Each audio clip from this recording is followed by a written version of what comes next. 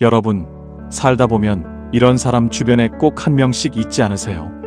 나이는 나랑 비슷한데 뭔가 달라 보이는 사람. 특별히 돈이 많은 것도 아니고 자식이 대단한 것도 아닌데 만나고 나면 왠지 모르게 기분이 좋아지는 사람. 얼굴에 늘 옅은 웃음이 있고 말에 여유가 있고 오늘 점심 뭐 먹을까 고민하는 그 표정이 진짜 행복해 보이는 사람. 그 사람 보면서 한 번쯤 이런 생각 드신 적 없으세요? 저 사람은 뭐가 저렇게 편할까? 나이 들수록 팔자 좋은 사람은 따로 있습니다. 젊었을 때는 몰랐어요. 그때는 돈 많은 사람이 팔자 좋은 줄 알았고 자식 잘 된 사람이 팔자 좋은 줄 알았습니다. 그런데 70이 넘어보니까 진짜로 부러운 사람은 따로 있었습니다. 아침에 눈을 뜨면서 오늘 또 뭘 하나 설레는 사람. 혼자 있어도 심심하지 않은 사람. 자식한테 전화할 때 부탁이 아니라 그냥 보고 싶어서 전화하는 사람. 병원에 가도 주눅 들지 않고 식당에 혼자 들어가도 당당한 사람. 이런 사람이 70 넘어서 진짜 상팔자입니다. 그런데 가만히 보면 이 사람들한테는 공통점이 있어요. 타고난 게 아닙니다. 어느 날 조용히 선택을 바꾼 사람들이에요. 오늘 저는 여러분께 70이 넘어서도 매일 아침이 소풍 같은 사람들의 공통된 선택 8가지를 하나씩 이야기해 드리려 합니다. 실제로 우리나라 70대 어르신 10명 중 4명 이상이 외로움을 자주 느낀다고 보건복지부 조사에서 밝혀졌어요. 그런데 그 옆에서 혼자서도 충만하게 살아가는 어르신들이 분명히 있습니다. 그 차이가 어디서 오는지 오늘 끝까지 함께 보시면 알게 되실 거예요. 법구경에 이런 말이 있습니다. 스스로를 섬으로 삼으라고요. 남을 의지처로 삼지 말라고요. 2500년 전 말씀인데 오늘 이 순간 이보다 더 정확한 말이 없어요. 그래서 노년은 갈립니다. 완전히 다르게 살게 돼요. 60세 이후라면 반드시 끝까지 보셔야 합니다. 노년에 진짜 팔자 좋은 사람들의 8가지 공통점. 나는 팔자가 좋은가? 나는 지금 잘 살고 있는가? 고민하시는 분들은 오늘 이야기를 끝까지 들어보세요. 이야기가 끝날 때쯤엔 여러분은 인생의 해답을 얻으시고 마음이 편해질 겁니다. 자, 중요한 이야기 지금부터 시작하겠습니다. 경상북도 포항에 사시는 73세 김정호 어르신과 74세 박순길 어르신은 50년 지기 친구입니다. 같은 학교를 나왔고 비슷한 시기에 결혼했고 비슷하게 자식을 키웠어요. 재산도 비슷하고 건강도 비슷합니다. 그런데 지금 두 분의 하루는 완전히 다릅니다. 김정호 어르신은 매일 아침 6시에 눈을 뜹니다. 혼자 밥을 지어 드시고 동네 한 바퀴를 걷고 오후엔 복지관에서 바둑을 두십니다. 저녁엔 좋아하는 책 몇 쪽을 읽다가 잠이 드세요. 재산이 많은 것도 아닙니다. 화려한 것도 없어요. 그런데 이 어르신 얼굴에는 늘 옅은 웃음이 있습니다. 반면 박순길 어르신은 요즘 하루 대부분을 소파에서 보내십니다. 몇 년 전에 아파트를 큰아들한테 물려줬고 지금은 아들 집 한 방에서 지내세요. 아침에 일어나도 딱히 할 일이 없습니다. 밥은 며느리가 차려주는 대로 드시고 텔레비전을 틀어도 재미가 없어요. 가끔 친구한테 전화를 하려다가 멈추십니다. 내가 연락하면 괜히 부담이 되겠지. 어르신이 며칠 전 김정호 어르신을 만났을 때 이렇게 말씀하셨습니다. 야, 나는 왜 이렇게 사는 게 재미가 없냐? 김정호 어르신이 잠깐 생각하다가 조용히 대답했어요. 순길아, 내가 내 인생을 남한테 다 줘버렸잖아. 그 말에 박순길 어르신이 한참 말이 없으셨다고 합니다. 왜 이렇게 다를까요? 두 분의 차이는 돈이 아닙니다. 건강도 아니에요. 지금부터 그 이유를 하나씩 말씀드리겠습니다. 그리고 이 영상이 끝날 때 박순길 어르신이 어떻게 달라지셨는지도 함께 보실 겁니다. 70 넘어서 상팔자 1위의 조건, 첫 번째 선택. 돈의 주도권을 끝까지 쥐고 있는 사람입니다. 많은 분들이 바로 여기서 무너집니다. 박순길 어르신이 아파트를 아들한테 넘긴 건 나쁜 마음에서 한 게 아니었어요. 자식이 고생하는 게 안쓰러웠고 어차피 갈 건데 미리 주자는 마음이었습니다. 서류에 도장을 찍던 날 아들이 옆에서 말했어요. 아버지, 이제 걱정 없으세요. 그 말이 그렇게 따뜻하게 들릴 수가 없었다고 합니다. 그런데 도장을 찍고 나서 처음 달라진 건 아주 사소한 것들이었어요. 어느 날 고등학교 동창한테 전화가 왔습니다. 이번 주말에 설악산 단풍 보러 가자고요. 어르신은 좋다고 했습니다. 그런데 숙박비에 교통비를 계산해 보니 15만 원이 넘었어요. 그 돈을 쓰려면 아들한테 말을 해야 했습니다. 입이 안 떨어졌어요. 어르신이 한참을 망설이다가 결국 친구한테 다시 전화를 걸었습니다. 야, 나 몸이 좀 안 좋아서 이번엔 못 갈 것 같아. 거짓말이었습니다. 전화를 끊고 나서 어르신이 창밖을 한참 바라보셨어요. 10월 하늘이 파랬습니다. 단풍이 얼마나 보고 싶으셨겠습니까? 그런데 가지 못한 건 돈이 없어서가 아니었습니다. 아들한테 말하기가 창피해서였어요. 내가 번 돈이 아닌 것 같은 그 기분, 손 내밀기 싫은 그 자존심. 어르신이 그날 혼잣말을 하셨답니다. 내가 왜 거짓말을 해야 하나? 그게 단풍 구경을 못 가서 서러운 게 아니었습니다. 내가 가고 싶은 곳을 가고 싶을 때 가지 못한다는 것, 그 선택권이 사라졌다는 것이 서러웠던 거예요. 돈을 잃은 게 아닙니다. 선택권을 잃은 겁니다. 이 차이를 모르면 인생이 바뀝니다. 지금 이 말이 찔리십니까? 아직 늦지 않으셨어요. 기초연금은 만 65세 이상, 소득 하위 70%라면 지금 동사무소에서 신청할 수 있습니다. 국민연금 추납제도는 과거에 못 낸 보험료를 지금 납부해서 연금액을 늘리는 거예요. 이걸 모르고 계신 분이 지금 이 순간에도 수백만 명입니다. 그분들이 게으른 분들입니까? 아니에요. 몰랐던 겁니다. 연금은 이겁니다. 젊은 내가 늙은 나한테 매달 보내는 편지예요. 그 편지 안에 이렇게 써 있습니다.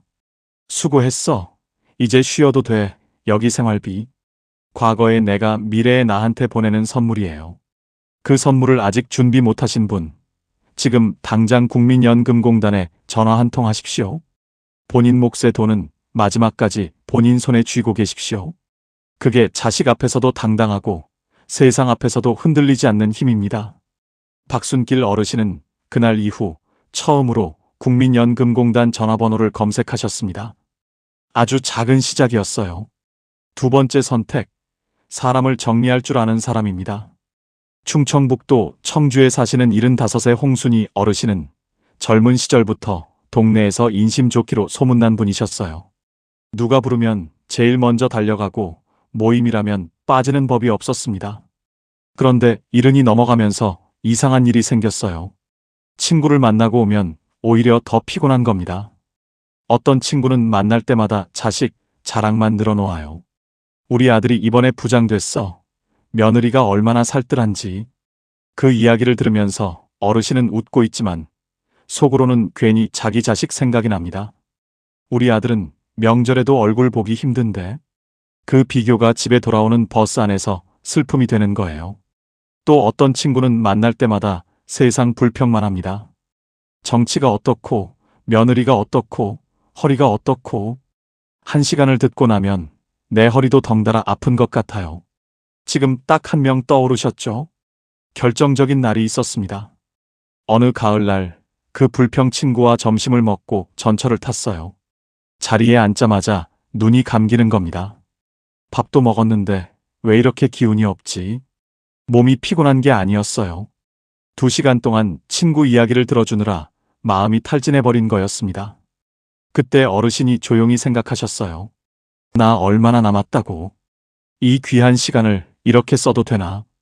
그 순간부터 어르신이 조금씩 모임을 빠지기 시작하셨습니다. 그랬더니 며칠 뒤에 모임 총무한테서 전화가 왔어요. 순이야, 너 요즘 왜 안 나와? 어르신이 대답하셨습니다.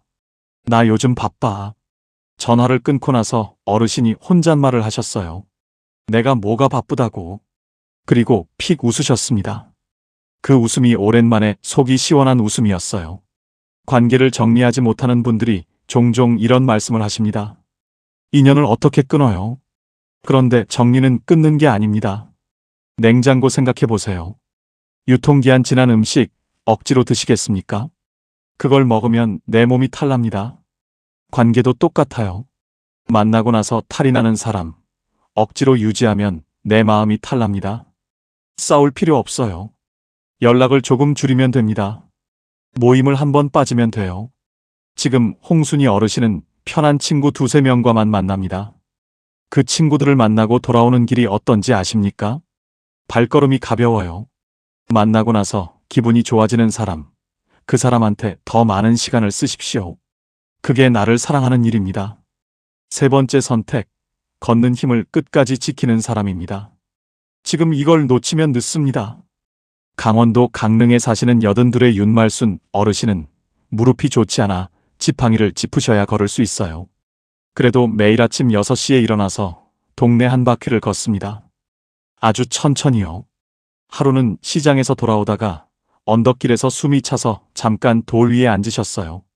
지팡이를 짚고 앉아서 하늘을 올려다보셨는데 파랗더랍니다. 그 하늘을 보면서 어르신이 혼자 웃으셨어요. 나 아직 이 언덕 오를 수 있네. 숨이 차도록 걸을 수 있다는 게 불편한 게 아니라 감사했던 겁니다. 그런데 이 어르신이 이렇게 웃을 수 있게 된 게 처음부터 당연한 일이 아니었어요. 3년 전에 이 어르신 친구 한 분이 마당에서 미끄러지셨습니다. 낙상이었어요. 수술은 잘 됐습니다. 몸도 많이 회복됐어요. 그런데 그 이후로 그분의 삶이 완전히 달라졌습니다. 걷는 게 무서워졌어요. 집 밖에 잘 나오지 않으셨습니다. 어느 날 윤말순 어르신이 그분 집에 문병을 갔어요. 방 안에 앉아 계신 친구를 보는데 창문이 닫혀 있었습니다. 환기도 안 된 방 안에 혼자 앉아서 텔레비전을 보고 계셨어요. 윤 어르신이 창문을 열면서 말했습니다. 바람 좀 들이자. 친구가 말했어요. 됐어, 나가기 귀찮아. 그 짧은 말 한마디가 윤 어르신 마음에 오래 남았습니다. 집에 돌아오는 길에 어르신이 생각하셨어요. 나는 저렇게 되지 말아야지. 그 다음 날부터 무릎이 아파도 걸었습니다. 지팡이를 짚어도 걸었어요. 걷는다는 건 단순한 운동이 아닙니다. 오늘도 내가 이 세상과 연결되어 있다는 증거예요. 걷지 못하는 순간 삶도 멈춥니다. 내 몸은 자동차와 같아요. 매일 조금씩 기름 넣고 관리하면 오래 탑니다. 경고등 무시하고 밀어붙이면 고속도로 한복판에서 써버려요. 하루 30분 걷기. 지금 당장 시작하십시오. 그 30분이 10년 후에 팔자를 바꿉니다. 박순길 어르신도 이 이야기를 떠올리면서 어느 날 아침 아들 집 현관에서 오래된 운동화를 꺼내 신으셨습니다. 먼지가 조금 쌓여 있었어요. 손으로 툭툭 털고 문을 열고 나가셨습니다. 70 넘어서 상팔자 1위의 조건, 네 번째 선택, 혼자 있는 힘을 기른 사람입니다. 잠깐 솔직하게 여쭤봐도 되겠습니까? 지금 혼자 있는 시간이 두려우세요? 충청남도 공주에 사시는 76의 최순옥 어르신은 남편이 세상을 떠나고 아들 둘이 각자 나가고 나서 처음으로 혼자가 되셨습니다. 첫날 밤 어르신이 저녁밥을 차리셨어요. 된장찌개에 나물 2가지. 그런데 상을 차려놓고 앉으시니까 이상했습니다. 숟가락을 드는데 손이 멈췄어요. 평생 누군가를 먹이면서 같이 먹었는데 처음으로 나 혼자만을 위해 밥을 차린 겁니다. 그 밥이 목으로 잘 안 넘어가더랍니다. 된장찌개가 짜서가 아니었어요. 외로워서였습니다. 밤이 되면 거실 불을 켜놓고 주무셨어요. 어두운 게 무서운 게 아니라 조용한 게 무서워서였습니다. 어느 날 골목에서 이웃 할머니가 울고 계신 어르신을 발견하고 말을 걸었어요. 뭐가 그렇게 서러우세요? 어르신이 말씀하셨습니다. 집이 너무 조용해서요. 이웃 할머니가 다음 날 화분 하나를 들고 왔습니다. 작은 고양이 발풀이였어요. 이거 말은 못해도 들어줘요. 물 주면서 말 걸어봐요. 어르신이 속으로 생각했습니다. 저 양반이 나를 놀리나. 화분한테 말을 걸라고. 그래도 다음 날 아침 물을 주면서 혼잣말을 해봤어요. 오늘 날씨 좋다. 너도 좋지. 그리고 어르신이 픽 웃으셨습니다. 혼자서 웃었는데 창피하지가 않은 겁니다. 그런데 며칠 뒤에 더 웃긴 일이 생겼어요. 어르신이 화분한테 말을 걸다가 화분이 대답을 안 하자 본인도 모르게 이렇게 말씀하셨답니다. 야, 말 좀 해봐. 그리고 어르신 혼자 웃음을 참지 못하셨어요. 배를 잡고 웃으셨습니다. 얼마 만에 웃음인지 모를 그 웃음이었어요. 이웃 할머니 말이 맞았습니다. 말은 못해도 들어주더라고요. 그 화분 하나가 시작이었습니다. 지금 어르신 베란다에 화분이 20개가 넘어요. 주방엔 직접 담근 된장이 줄지어 있고 거실엔 색연필 그림이 펼쳐져 있습니다. 외롭지 않으세요? 여쭤봤더니 어르신이 이러셨어요. 외로울 틈이 없어. 아침에 화분들한테 물 주고 말 걸고 체조 따라하고 그림. 그리고 드라마 보다가 자면 하루가 어떻게 가는지 몰라. 혼자는 외로움이 아닙니다. 아무도 눈치 볼 필요 없이 내 마음대로 하루를 채울 수 있다는 것. 그게 나이 들어서야 얻는 진짜 자유예요. 5번째 선택. 하루 루틴을 가진 사람입니다. 많은 분들이 여기서 무너집니다. 혹시 이런 경험 있으세요? 아침에 눈을 떴는데 오늘 뭘 해야 할지 모르겠는 그 막막함. 경기도 수원에 사시는 74세 강인수 어르신은 30년을 매일 아침 출근하던 분이셨습니다. 은퇴하고 나서 처음 2달 어르신이 어떻게 보내셨는지 아세요? 어느 날 오후 2시에 거울 앞에 서셨는데 수염이 며칠 것이 자라 있었습니다. 그리고 어르신이 생각하셨어요. 내가 마지막으로 면도한 게 언제였지? 기억이 안 나는 겁니다. 그 순간 어르신이 무섭더랍니다. 내가 사라지고 있는 것 같은 느낌이요. 거울 속 낯선 얼굴을 한참 바라보다가 어르신이 조용히 면도를 하셨어요. 그리고 그날부터 루틴을 만드셨습니다. 매일 아침 면도부터 하기로요. 아무 계획이 없어도 아무 데도 안 가는 날도 무조건 면도부터. 그게 시작이었어요. 면도를 하면 씻게 되고 씻으면 옷을 갈아입게 되고 옷을 갈아입으면 밖에 나가고 싶어집니다. 어느 날 며느리가 깔끔하게 차려입고 소파에 앉아 계신 어르신을 보더니 물었어요. 아버님, 오늘 어디 가세요? 어르신이 대답하셨습니다. 아니. 며느리가 고개를 갸웃하고 들어갔어요. 아무 데도 안 갑니다. 그냥 오늘 하루를 제대로 맞이하고 싶었던 거예요. 그게 다입니다. 작은 루틴 하나가 하루 전체를 바꿉니다. 나이 들수록 아무도 내 시간을 짜주지 않습니다. 스스로 하루를 설계할 수 있는 사람과 그렇지 못한 사람의 차이는 생각보다 훨씬 커요. 오늘 당장 내일 아침 딱 하나만 정하십시오. 루틴이 생기면 하루가 생기고 하루가 생기면 삶이 생깁니다. 6번째 선택. 가족과 적당한 거리를 유지하는 사람입니다. 이 대목에서 한숨 나오시는 분 계세요. 전라남도 순천에 사시는 72살의 장귀래 어르신은 자식들이 전부였습니다. 자식이 잘 되면 내가 잘 된 것 같고 자식이 힘들면 내가 더 힘들었어요. 그런데 나이가 드니까 기대하면 할수록 서운함이 커지는 겁니다. 명절에 오겠다던 아들이 일이 생겼다며 못 온다고 하면 밥이 안 넘어가요. 그 서운함이 어느 날 말로 터졌습니다. 너희가 나한테 그럴 수 있어. 그 말 한마디에 아들이 전화를 뚝 끊었어요. 그날 밤 어르신이 방에서 혼자 얼마나 오래 우셨는지 모릅니다. 자식한테 상처를 주려던 게 아니었는데, 서운한 마음을 표현하려 했던 건데. 그런데 며칠 뒤 어르신이 혼자 조용히 생각을 하셨어요. 내가 저 나이 때 내 부모님한테 얼마나 자주 전화했나. 솔직히 떠올려 보니까 한 달에 한두 번이었습니다. 그때 나는 나쁜 자식이었나? 아니에요. 그냥 바빴던 겁니다. 내 자식들도 지금 그냥 바쁜 거예요. 그 깨달음이 왔을 때 어르신 마음속에서 서운함이 스르르 녹더랍니다. 자식과의 관계는 연과 같아요. 줄을 너무 팽팽하게 당기면 끊어집니다. 너무 풀어버리면 날아가 버려요. 딱 적당히 줄을 쥐고 있어야 연이 가장 높이 납니다. 자식에게 기대는 마음을 조금 내려놓으십시오. 그 빈자리를 내가 채울 수 있을 때 오히려 자식이 더 자주 생각나고 더 자주 연락이 옵니다. 딱 그리울 만큼의 거리가 가장 건강한 거리입니다. 7번째 선택. 지금 당장 시작하는 사람입니다. 나중에는 없습니다. 경상남도 통영에 사시는 78배 정기수 어르신은 젊은 시절 사업을 2번 실패하셨어요. 빚을 지고 친구들한테 손을 벌려야 했던 그 시절이 평생 마음에 짐이 됐습니다. 그러다 어느 날 새벽에 잠이 깨서 바다를 바라보다가 문득 이런 생각이 드셨대요. 나는 지금 바다가 보이는 동네에서 아프지 않고 배가 고프지 않은 채로 새벽을 맞이하고 있다. 이게 작은 일인가? 어르신이 나중에 말씀하셨습니다. 이상하더라고. 사업 잘 되던 시절엔 이 바다가 그냥 바다였어. 그런데 그날 새벽엔 바다가 파랗고 바람이 차고 나는 여기 있구나 싶은 거야. 그게 다야. 근데 그게 좋더라고. 어르신은 그 후로 날씨 좋은 아침이면 바다 앞에 앉아 커피 한 잔을 마십니다. 아무것도 안 해도요. 그냥 거기 앉아 있는 것만으로 충분하다고 하셨어요.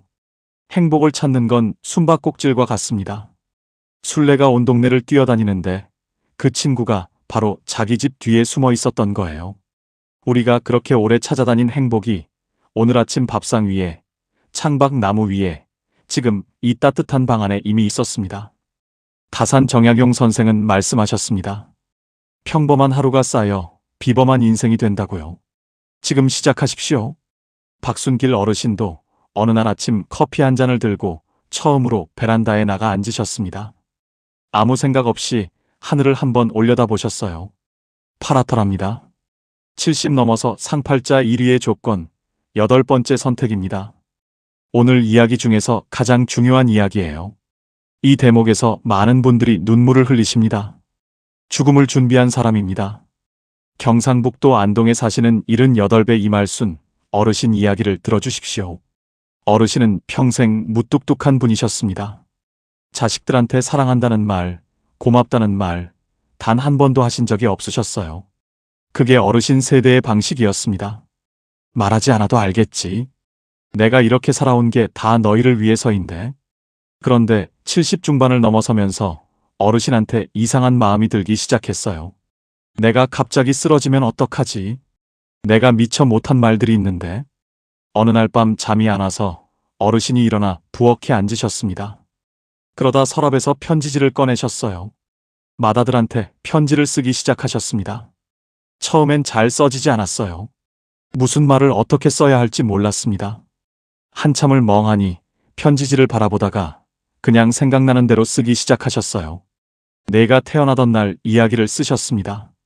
영하 15도 한겨울 새벽에 아버지가 손수레를 끌고 산부인과까지 뛰어갔던 이야기. 돈이 없어서 병원비를 못 낼까봐 아버지 손이 떨렸다는 이야기. 그 손수레 위에서 내가 태어났다는 이야기. 그걸 쓰다가 어르신 눈물이 편지지에 떨어졌습니다. 한 방울, 두 방울. 편지지가 번졌어요. 어르신이 손등으로 눈물을 닦으시면서 계속 쓰셨습니다. 미안하다는 말도 쓰셨어요. 바쁘다는 핑계로 내 학교 운동회에 한 번도 못 간 것. 내가 사춘기 때 혼내기만 하고 안아주지 못한 것. 결혼식 날 내 손잡고 아무 말도 못한 것. 그 미안함들을 처음으로 글로 쓰셨어요. 새벽 2시에 시작한 편지가 4시가 됐습니다. 편지를 다 쓰고 봉투에 넣으신 뒤 어르신이 부엌에 그냥 앉아 계셨어요. 창밖이 조금씩 밝아오고 있었습니다. 그때 어르신이 이상한 기분이 드셨다고 합니다. 마음이 가볍더랍니다. 수십 년을 가슴에 품고 있던 무언가가 그 편지 안으로 들어간 것 같은 느낌이었어요. 어르신은 그날부터 차례로 편지를 쓰셨습니다. 둘째 아들한테, 딸한테, 며느리한테, 그리고 마지막으로 편지 한 통을 더 쓰셨어요. 돌아가신 남편한테요. 여기서 잠깐 이 장면을 들으시는 여러분 마음이 어떠십니까? 평생 함께 살았지만 한 번도 제대로 하지 못한 말들. 어르신이 썼습니다. 고생시켜서 미안하다고. 당신이 먼저 가서 나 혼자 남겨진 게 원망스러웠다고. 그래도 당신이랑 살아서 참 좋았다고. 편지를 다 쓰고 나서 어르신이 말씀하셨어요. 있잖아. 이상하게 이걸 하고 나니까 오늘 하루가 더 소중해. 아침 햇살이 더 따뜻하고 밥이 더 맛있어.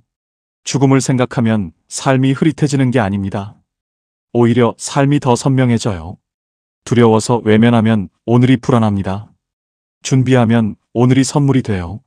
지금 가슴에 품고만 있고 전하지 못한 말이 있으십니까? 미안하다는 말, 고맙다는 말, 사랑한다는 말. 그 말을 오늘 하십시오. 편지도 좋고 전화 한 통도 좋고 문자 한 줄도 좋습니다. 그 말이 상대방한테 전해지는 순간 여러분 마음도 함께 가벼워집니다. 이말순 어르신의 편지는 지금도 맏아들 서랍 안에 있어요. 어르신이 먼저 가신 뒤에 아들이 그 편지를 발견했습니다. 읽다가 아들이 한참을 울었다고 해요. 그리고 이렇게 말했습니다. 어머니가 이런 말을 하실 줄 몰랐어요. 진작 알았더라면 나도 더 자주 전화했을 텐데. 그 한마디가 이 이야기의 전부입니다. 자, 지금까지 70 넘어서 상팔자로 사는 분들의 8가지 선택을 함께 살펴봤습니다. 이제 박순길 어르신 이야기를 마무리해 드릴게요. 사는 게 재미없다던 그 어르신이 조금씩 달라지기 시작하셨습니다. 국민연금공단에 전화 한 통을 하셨고, 불편한 친구 모임을 한번 빠지셨고, 오래된 운동화를 꺼내 신고 동네를 걸으셨고, 베란다에서 커피 한 잔을 마시셨습니다. 거창한 게 하나도 없어요. 그런데 어느 날 아침 골목길을 걷다가 고양이 한 마리를 만나셨습니다. 고양이가 어르신을 빤히 쳐다봤어요. 어르신이 쭈그리고 앉아서 말을 걸었습니다. 너도 아침 일찍 나왔네. 고양이가 야옹했어요. 어르신이 그 자리에서 혼자 웃으셨습니다. 아무 이유 없이 그냥 나온 웃음이었어요. 얼마만인지 모를 그 웃음이었습니다.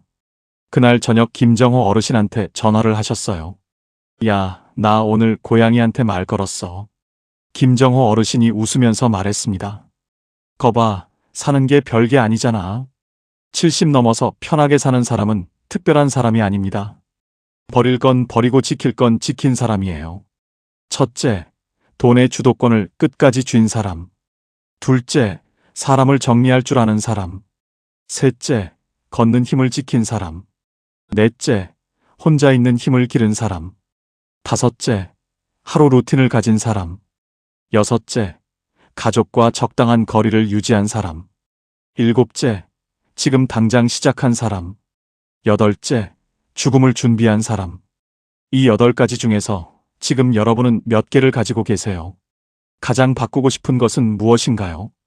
오늘 이 이야기를 들으시면서 눈물이 나신 분 계십니까? 그 눈물이 뭔지 아세요? 그건 나도 그러고 싶었는데 라는 마음입니다. 나도 당당하게 살고 싶었고, 나도 하고 싶은 말을 하고 싶었고, 나도 오늘 하루를 더 감사하게 살고 싶었던 마음. 그 마음이 아직 여러분 안에 살아있다는 겁니다. 포기하지 않으셨다는 거예요. 여러분은 늦지 않았습니다. 지금부터가 시작이에요. 지금 이 영상을 보고 계신 여러분은 기나긴 세월을 온몸으로 견뎌오셨습니다. 가족을 위해 당신 자신을 뒤로 미루며 살아오셨고, 하고 싶은 말을 참았고, 가고 싶은 곳을 포기했고, 쉬고 싶은 날에도 묵묵히 일어나셨어요. 아무도 몰라줬던 그 새벽들, 혼자 삼키셨던 눈물들, 지쳐도 쓰러지지 않으셨던 그날들. 그 모든 시간이 지금 여러분의 얼굴에 새겨져 있습니다. 그 주름 하나하나가 훈장이에요. 이제는 그 따뜻한 마음을 남이 아닌 여러분 자신에게 돌려주십시오. 나는 잘 살아왔다고, 나는 이 나이가 되어서도 충분히 당당하다고 말씀해 주세요. 오늘 하나만 바꾸십시오. 인생은 반드시 달라집니다. 상팔자는 타고나는 게 아니라 선택입니다. 그 선택을 오늘 이 자리에서 여러분이 하셨어요. 내일의 햇살은 오늘보다 더 따뜻하게 여러분 곁에 내려앉을 것입니다. 댓글로 여러분의 이야기를 들려주세요. 이 8가지 중 지금 몇 개를 가지고 계신지, 가장 바꾸고 싶은 것이 무엇인지 함께 나눠주시면 좋겠습니다. 여러분의 한마디가 다른 분께 큰 위안이 됩니다. 오늘도 끝까지 함께 해주셔서 진심으로 감사드립니다. 지금까지 황금노후였습니다. 여러분께 솔직한 질문 하나 드리겠습니다. 살면서 가장 후회되는 것이 무엇입니까? 잠깐 생각해 보십시오. 돈을 더 많이 벌지 못한 것일까요? 자식을 더 잘 키우지 못한 것일까요? 아니면 건강을 더 잘 챙기지 못한 것일까요? 그런데요, 오늘 제가 만나뵌 어르신들이 한결같이 하신 말씀이 있습니다. 그분들이 가장 후회하는 것은 돈도, 자식도, 건강도 아니었습니다. 서울대학교 노년학 연구팀이 70대 이상 노인 800명을 대상으로 조사한 결과도 똑같았습니다. 그것이 무엇일까요? 노년에 가장 후회하는 것은 1위가 하지 못한 말이었고, 2위가 가보지 못한 곳이었고, 3위가 화해하지 못한 관계였습니다. 돈이 아니었습니다. 명예가 아니었습니다. 전부 사람과 관계된 것들이었습니다. 그렇다면 후회 없이 사는 방법은 무엇일까요? 오늘 이 영상을 끝까지 보시면 그 해답을 아실 수 있습니다. 그리고 그 해답을 아시고 나면 오늘 이후로 여러분의 하루가 완전히 달라지실 겁니다. 법구경에 이런 말씀이 있습니다. 오늘 할 수 있는 일을 내일로 미루지 마라. 나중에 언젠가는 오지 않습니다. 우리가 대충 사는 오늘은 하늘나라에 먼저 가신 분들의 그토록 살고 싶었던 귀한 하루입니다. 그리고 달력에는 나중이라는 날이 없습니다. 오늘만 있습니다. 후회는 지나간 것을 바꾸려는 마음이에요. 그런데 지나간 것은 바꿀 수 없습니다. 바꿀 수 있는 것은 오늘뿐이에요. 오늘을 어떻게 사느냐가 내일의 후회를 만들기도 하고 없애기도 합니다. 오늘 제가 알려드릴 5가지 이야기가 바로 그것입니다. 그런데 한 가지 미리 말씀드리겠습니다. 5가지 중에 가장 중요한 것은 4번째입니다. 끝까지 저와 함께 해주십시오. 나이 들수록 인생을 행복하게 사는 법. 1번째입니다. 하고 싶은 말은 오늘 하십시오. 평생 참으셨다고요? 이제 그러지 마세요. 경남 거제에 사시는 74살 박말순 어르신 이야기입니다. 어르신은 평생 하고 싶은 말을 참으셨습니다. 가족한테도, 친구한테도, 이웃한테도요. 좋다는 말, 고맙다는 말, 보고 싶다는 말. 다 마음속에만 있었습니다. 말로 꺼내는 것이 쑥스러우셨거든요. 우리 세대가 다 그렇잖아요. 표현하는 것이 낯간지럽고 말로 하지 않아도 알겠지 하는 마음이요. 그런데 어르신에게 가장 친한 친구가 있으셨습니다. 40년을 함께한 친구였습니다. 동네에서 만나서 시집도 같이 가고 자식도 비슷한 때에 낳고 힘든 일이 있으면 서로 기대던 친구였습니다. 어르신이 그 친구한테 하고 싶었던 말이 있으셨습니다. 너 덕분에 내가 여기까지 살았어. 그 말이요. 근데 그 말이 늘 마음속에만 있었습니다. 다음에 만나면 해야지, 다음에 만나면 해야지 하시다가 그냥 지나갔습니다. 그러다 어느 날 아침이었습니다. 전화가 왔습니다. 그 친구가 새벽에 갑자기 쓰러지셨다는 겁니다. 어르신이 달려가셨습니다. 병원 응급실이었습니다. 친구는 의식이 없었습니다. 어르신이 친구 손을 잡으셨습니다. 친구 손이 차가웠습니다. 평생 그 손을 잡고 웃고 울었는데 그날 그 손이 차가웠습니다. 어르신이 그 손을 꼭 잡으시고 귀에 대고 말씀하셨습니다. 야, 너 덕분에 내가 여기까지 살았어. 고마워. 친구가 들으셨는지 모릅니다. 사흘 뒤에 친구는 세상을 떠나셨습니다. 어르신이 장례식장에서 친구 영정 앞에 앉으셨습니다. 국화꽃이 놓여 있었습니다. 영정 속 친구가 웃고 있었습니다. 어르신이 그 웃음을 바라보셨습니다. 하고 싶었던 말들이 그제야 올라왔습니다.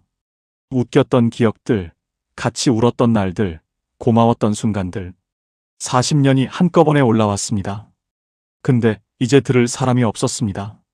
어르신이 영정을 보시면서 혼자 말씀하셨습니다. 진작 말할 걸 그랬다. 그 말이 영정 앞에서 어르신을 오래 붙잡았습니다. 돌아오는 길 내내 그 말이 어르신 안에서 울렸습니다. 진작 말할 걸 그랬다. 심리학에서는 이것을 표현되지 못한 감정의 무게라고 합니다. 하고 싶었던 말을 하지 못했을 때 그 감정은 사라지지 않습니다. 오히려 마음속에 쌓이고 굳어집니다. 그리고 더 이상 전할 수 없게 됐을 때 그 무게가 가장 크게 느껴집니다. 어르신이 집에 오시는 길에 결심하셨습니다. 이제 하고 싶은 말은 오늘 하자. 더 이상 나중으로 미루지 말자. 그날 이후 어르신이 달라지셨습니다. 남은 친구들한테 전화를 하기 시작하셨습니다. 그냥요. 보고 싶어서요. 친구가 전화를 받고 깜짝 놀랐습니다. 무슨 일 있어? 어르신이 웃으셨습니다. 아니, 그냥 목소리 듣고 싶어서. 친구가 한참 있다가 말했습니다. 나도 마침 내 생각하고 있었는데. 두 분이 한참을 전화 통화를 하셨습니다. 아무것도 아닌 이야기들을요. 그 전화가 그날 친구의 하루를 바꿨습니다. 자식한테도 달라지셨습니다. 아들이 먼 길을 달려왔을 때 예전엔 그냥 들어오라고만 하셨는데 그날은 문 앞에서 말씀하셨습니다. 왔구나. 보고 싶었어. 아들이 멈칫했습니다. 어머니가 그런 말씀을 하신 게 처음이었거든요. 아들이 아무 말 없이 어르신을 안았습니다. 쇼펜하우어는 이런 말을 했습니다. 우리가 나누는 말 한마디가 상대방의 하루를 바꿀 수 있다. 그런데 그 말을 하지 않으면 아무것도 바뀌지 않는다. 말은 때가 있습니다. 꽃이 피는 때가 있듯 말도 피어야 할 때가 있습니다. 그때를 놓치면 꽃이 지듯 말도 사라집니다. 어르신이 이렇게 말씀하셨습니다. 말은 마음속에 있으면 내 것이지만 꺼내면 두 사람 것이 돼요.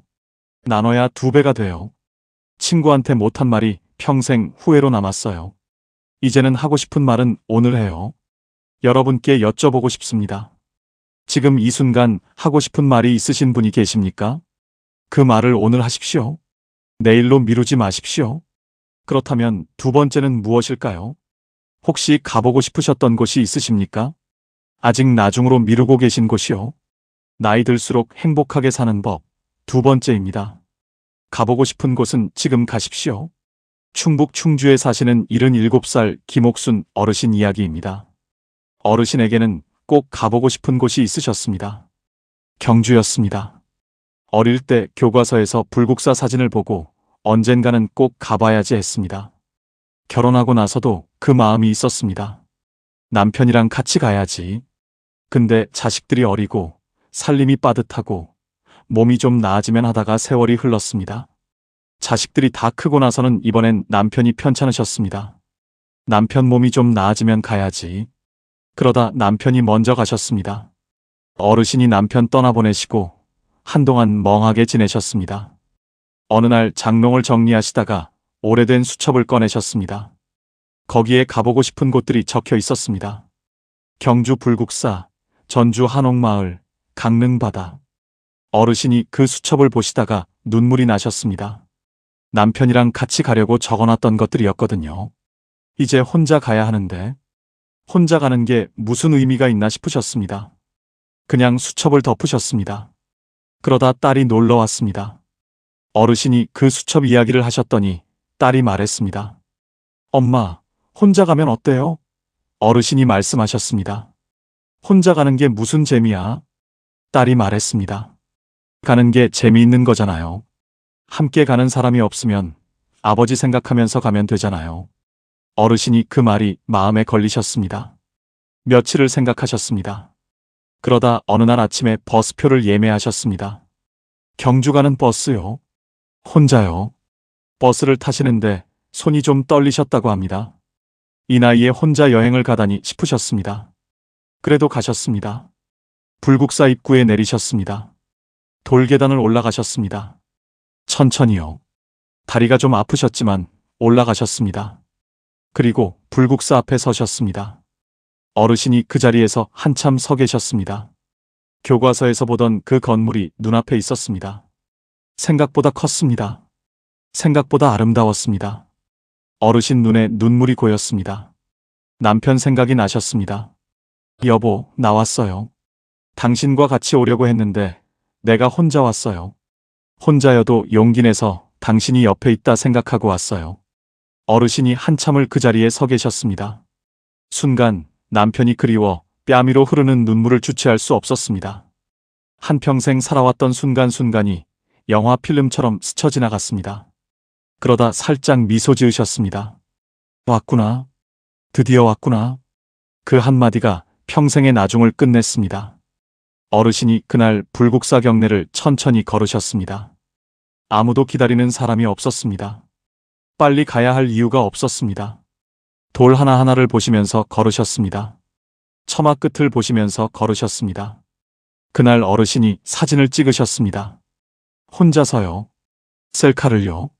평생 셀카를 찍어본 적이 없으셨는데 그날 찍으셨습니다. 집에 오셔서 딸한테 그 사진을 보내드렸습니다. 딸이 전화를 했습니다.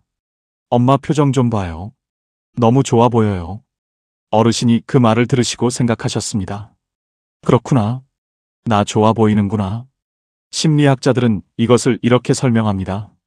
미뤄온 것을 실제로 행동으로 옮기는 순간 뇌에서 도파민이 분비되면서 성취감과 함께 자기 효능감이 높아진다고요. 쉽게 말하면 이렇습니다. 나중에 하려고 했던 것을 오늘 하는 순간 뇌가 기뻐한다는 겁니다. 나중이라는 말은 사실 두려움의 다른 이름입니다. 혼자 가면 어쩌지, 나이 들어서 가면 이상하지 않을까. 그 두려움이 나중을 만드는 겁니다. 그런데 그 두려움을 넘어서는 순간 불국사 앞에 서게 됩니다. 어르신이 이렇게 말씀하셨습니다. 나중에는 없어요. 달력에 나중이라는 날은 없어요. 오늘만 있어요. 가고 싶으면 지금 가세요. 혼자 가도 돼요. 혼자 가는 것도 여행이에요. 여러분께 여쭤보고 싶습니다.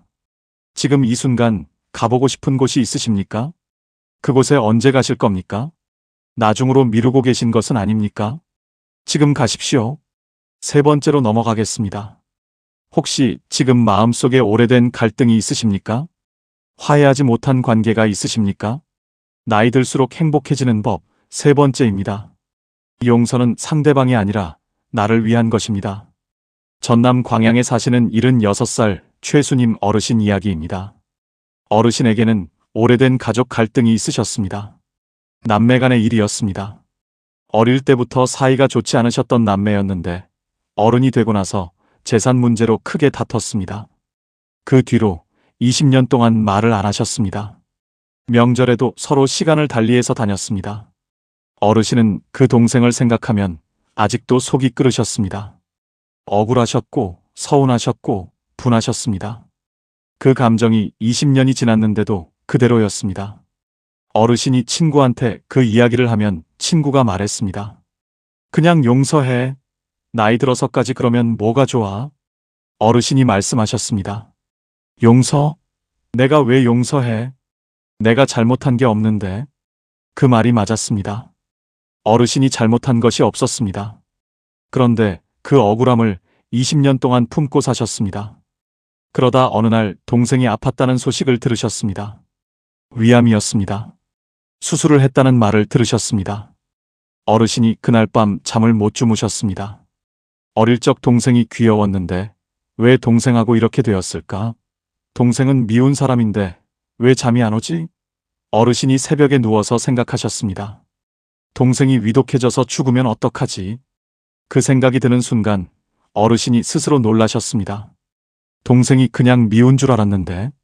어르신이 며칠을 생각하셨습니다. 그러다 어느 날 차를 타셨습니다. 동생 집 쪽으로 가셨습니다. 집 앞에 도착하셨습니다. 차에서 내리셨습니다. 대문 앞에 서셨습니다. 초인종이 보였습니다. 손이 올라가지 않았습니다. 멍하니 서 계셨습니다. 5분이 지났습니다. 10분이 지났습니다. 20분이 지났습니다. 담장 너머로 마당에 감나무가 보였습니다.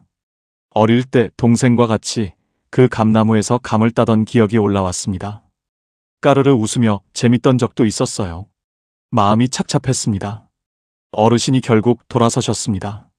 차에 타셨습니다. 집으로 오셨습니다. 그런데 이상했습니다. 집에 오시는 길에 마음이 조금 가벼우셨습니다. 초인종을 누르지 못했는데도요. 동생을 만나러 가려고 했다는 것만으로도 뭔가 달라지는 것 같으셨습니다.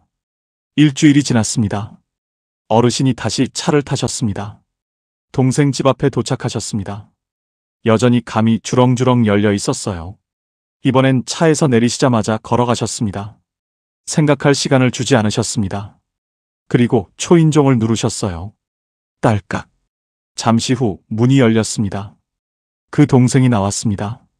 얼굴 안 보고 산지 얼마 만인지 20년 만이었습니다. 동생은 많이 야위어 있었습니다. 두 분이 마주 보셨습니다. 아무 말도 없었습니다. 그러다 동생분이 말했습니다. 왔어? 어르신이 말씀하셨습니다. 왔어. 그게 전부였습니다. 두 분이 마루에 앉으셨습니다.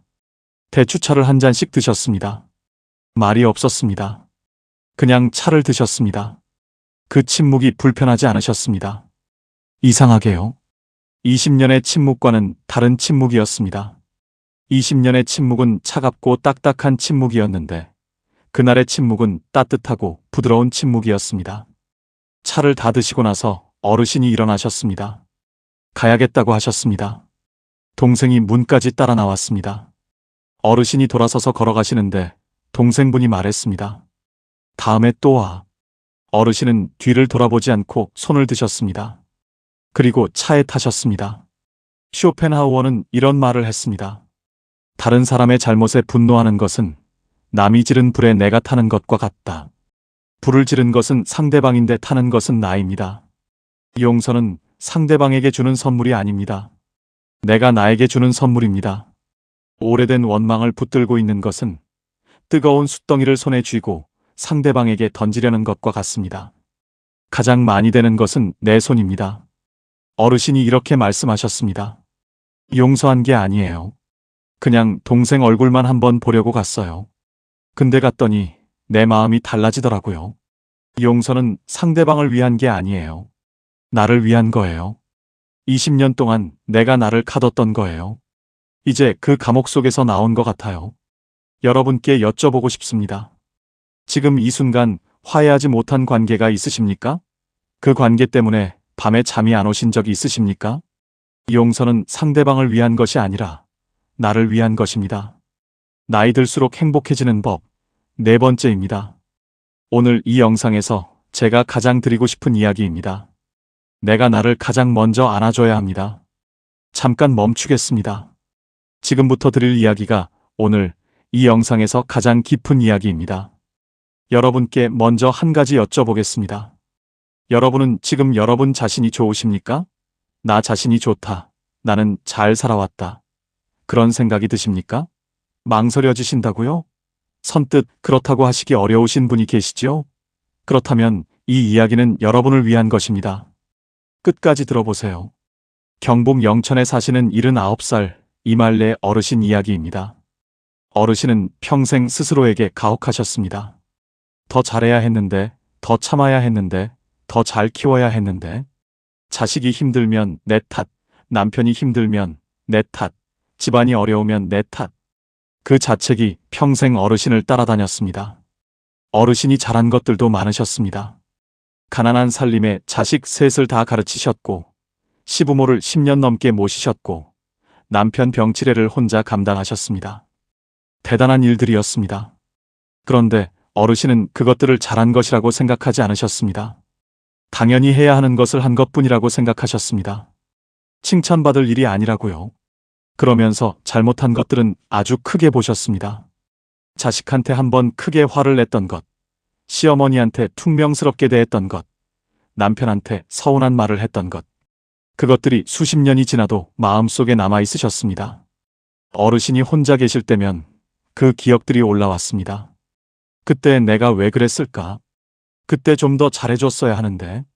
그 자책이 어르신을 오래 붙잡았습니다. 정말 힘들었습니다. 울컥한 날이 수없이 많았습니다. 그러다 어르신 팔순 생일날이었습니다.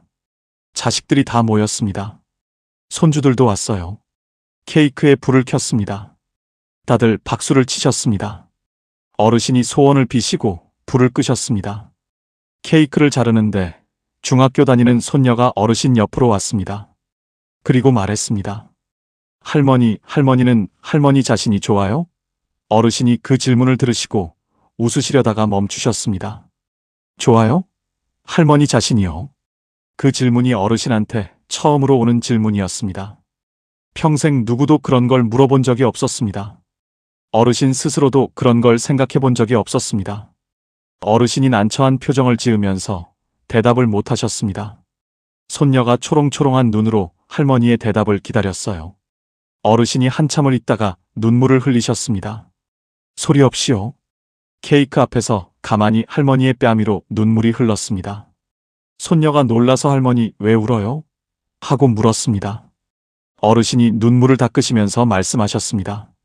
아니야. 그냥 내가 나 자신이 좋은지 한 번도 생각해 본 적이 없었네 싶어서. 그날 밤이었습니다. 손님들이 다 돌아가고 어르신이 혼자 방에 계셨습니다. 화장대 앞에 앉으셨습니다. 거울을 보셨습니다. 거울 속에 79살 어르신이 계셨습니다. 주름이 많았습니다. 머리가 하였습니다. 어르신이 그 얼굴을 오래 보셨습니다. 그러다 혼자 말씀하셨습니다. 이말래, 너 정말 잘 살았어. 평생 동안 진짜 수고했어. 그 말이 처음엔 어색하셨습니다. 내가 왜 이런 말을 하나 싶으셨습니다. 그런데 한 번 더 하셨습니다. 말래, 너 잘 살았어. 수고했어. 그러다 세 번째 하시는데 눈물이 왈칵 나셨습니다. 이번엔 큰 울음소리가 났습니다. 평생 누구한테도 그 말을 들어본 적이 없으셨습니다. 잘 살았다고, 수고했다고. 가족들도 남편도 자식들도 그 말을 해준 적이 없었습니다.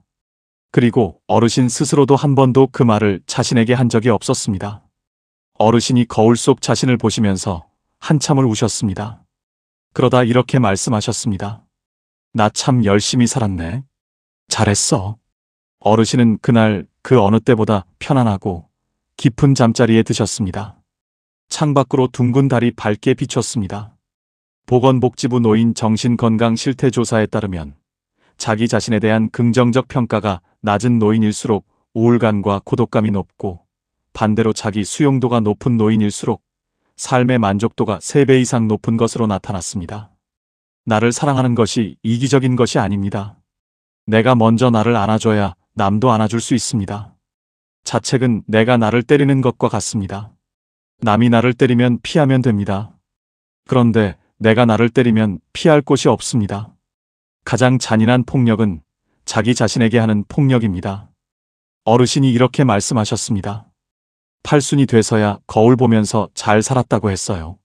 진작 했어야 했는데 그게 제일 후회돼요. 여러분께 부탁드리고 싶습니다. 오늘 밤 잠드시기 전에 거울을 한번 보십시오. 그리고 자신에게 이렇게 말씀해 주십시오. 잘 살았어. 수고했어. 그 말이 진심이니까요. 거짓이 아니니까요. 이제 마지막입니다. 나이 들수록 행복해지는 법 5번째입니다. 오늘이 가장 젊은 날입니다. 여러분, 지금 이 순간 여러분의 나이가 몇이십니까? 70이십니까? 75이십니까? 80이십니까? 그 나이가 많다고 생각하십니까? 그런데 한 가지 말씀드리겠습니다. 지금 이 순간이 여러분의 남은 인생에서 가장 젊은 때입니다. 내일이 되면 오늘이 가장 젊었던 날이 됩니다. 그러니까 지금 이 순간이 가장 젊습니다. 다산 정약용 선생은 말씀하셨습니다. 지금 이 순간이 남은 인생에서 가장 젊은 때다. 오늘 이 하루를 충분히 살아야 한다. 오늘 4분 어르신을 만났습니다. 친구를 보내고 나서 하고 싶은 말을 오늘 하기 시작하신 박말순 어르신, 혼자 불국사에 가셔서 드디어 왔구나 하신 김옥순 어르신, 20년 만에 형제집 초인종을 누르신 최수님 어르신, 팔순 생일날 밤에 거울 앞에서 처음으로 잘 살았어 하신 이말래 어르신. 그분들이 공통으로 하신 말씀이 있습니다. 진작 할 걸 그랬어요. 그 한마디입니다. 하지만 그분들이 또 공통으로 하신 말씀이 있습니다. 그래도 지금이라도 해서 다행이에요. 그 한마디입니다. 후회 없이 사는 것은 거창한 것이 아닙니다. 오늘 하고 싶은 말을 하는 것, 오늘 가보고 싶은 곳에 가는 것, 오늘 용서하는 것, 오늘 나를 안아주는 것, 그리고 오늘이 내 인생에서 가장 젊은 날이라는 것을 아는 것. 그게 전부입니다. 이말래 어르신이 그날 이후 매일 아침 달력을 보십니다. 그리고 오늘 날짜 옆에 이렇게 쓰십니다. 오늘이 가장 젊은 날. 딱 6글자입니다. 그런데 그 6글자가 어르신의 하루를 바꿉니다. 어르신이 이렇게 말씀하셨습니다. 오늘 이 날짜를 쓰고 나면 이상하게 하루가 아깝지 않아요. 그냥 지나가면 안 될 것 같아요. 그래서 뭔가를 하게 돼요. 전화도 하고 어디도 가고 하고 싶은 말도 하고. 그 6글자가 저를 움직이게 해요. 오늘 여러분도 달력을 꺼내십시오. 오늘 날짜 옆에 이렇게 쓰십시오. 오늘이 가장 젊은 날. 그리고 오늘 딱 한 가지만 하십시오. 하고 싶었던 말을 하는 것, 가보고 싶었던 곳에 가는 것, 오래된 관계에 먼저 손을 내미는 것, 아니면 거울 앞에서 잘 살았어 한마디 하는 것. 딱 하나만요. 그 하나가 오늘을 후회 없는 날로 만들어줍니다. 이제 마무리입니다. 오늘 5가지를 함께 들으셨습니다. 하고 싶은 말 오늘 하기, 가보고 싶은 곳 지금 가기, 용서는 나를 위해 하기, 내가 나를 먼저 안아주기, 그리고 오늘이 가장 젊은 날이라는 것 기억하기. 다 거창하지 않습니다. 돈이 드는 것도 없습니다. 여러분이 오늘부터 바로 시작하실 수 있는 것들입니다. 후회는 지나간 것에서 옵니다. 그런데 오늘을 잘 살면 내일의 후회가 줄어듭니다. 그리고 오늘을 잘 산 날들이 쌓이면 어느 날 이렇게 말씀하실 수 있습니다. 나는 후회 없이 살았다고요. 여러분은 지금까지 정말 열심히 사셨습니다. 평생 누군가를 위해 살았고, 평생 뒤에서 받쳐주셨고, 평생 먼저 챙겨주셨습니다. 넘어져도 다시 일어나시고, 억울해도 참으시고, 무서워도 내색하지 않으셨습니다. 그 삶이 이미 대단한 삶입니다. 그러니 오늘 밤 거울 앞에 서서 꼭 이렇게 말씀해 주십시오. 잘 살았어. 수고했어. 그리고 내일 아침 달력에 이렇게 쓰십시오. 오늘이 가장 젊은 날. 그 말이 진심이니까요. 거짓이 아니니까요. 내일은 오늘보다 반드시 더 따뜻하고 빛날 것입니다. 오늘 5가지 중에 가장 가슴에 남으신 것이 무엇인지 댓글로 나눠주십시오. 여러분의 한마디가 지금 이 영상을 혼자 보고 계실 누군가에게 오늘 하루를 살아갈 희망과 이유가 될 수 있습니다.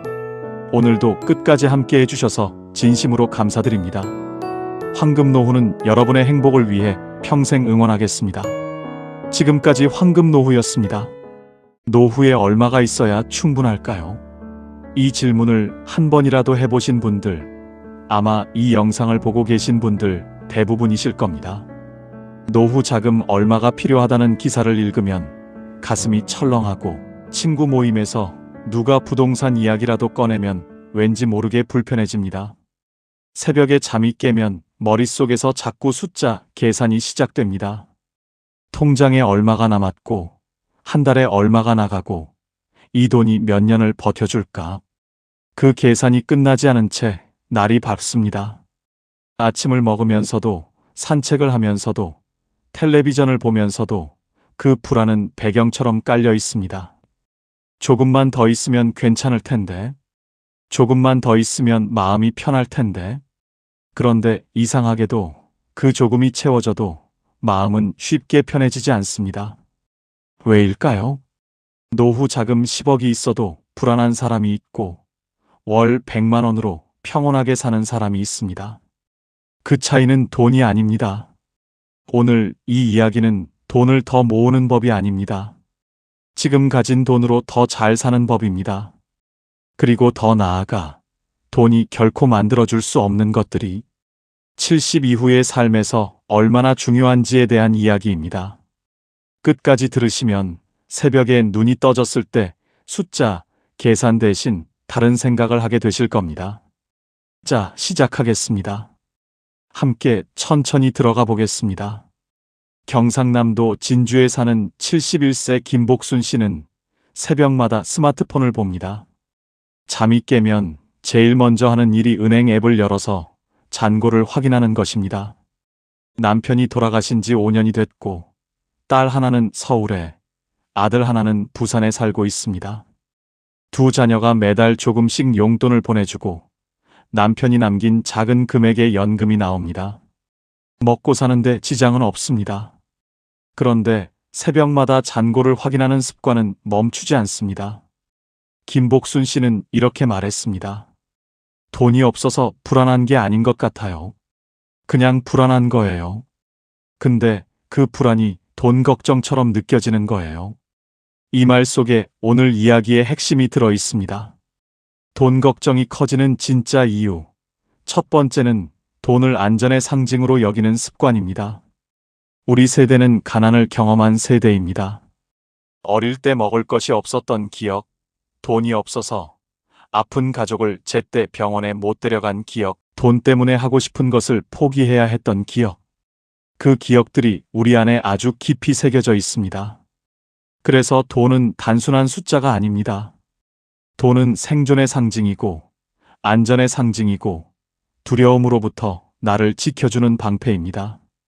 그 등식이 평생 작동해 왔습니다. 돈이 있으면 안전하고, 돈이 없으면 위험하다. 그런데 70이 넘어서도 그 등식이 그대로 작동하고 있는 것입니다.